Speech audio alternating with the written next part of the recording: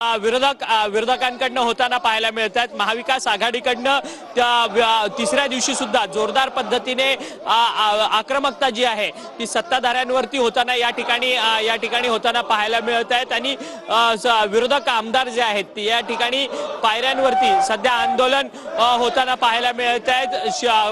प्रशांत कोरटकर असतील, राहुल सोलापूरकर असतील, अबू आझमी असतील आणि त्याचसोबतच जे महाराष्ट्र राज्याचे पूर्वीचे राज्यपाल आहेत भगतसिंग कोश्यारी यांनी देखील छत्रपती शिवाजी महाराजांचा अपमान केलेला होता। त्यामुळे हे सरकार जे आहे मागचं सरकार आणि आत्ताचं सरकार छत्रपती शिवाजी महाराजांच्या संपूर्ण अपमानाला जबाबदारीत आहे आणि त्या संदर्भातलं आंदोलन जे आहे ते सध्या विरोधकांकडनं या ठिकाणी विधान भवनाच्या पायऱ्यांवर आंदोलन होताना पाहायला मिळत आहेत।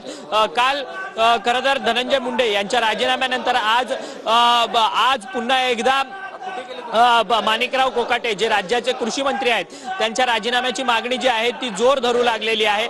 आज कृषी मंत्री माणिकराव कोकाटे यांच्या संदर्भात जो आहे तो नाशिक जिल्हा सत्र न्यायालयामध्ये त्या संदर्भातली सुनावणी आहे। त्यामुळे या सुनावणीमध्ये हे काय होणार आहे ते देखील पाहणं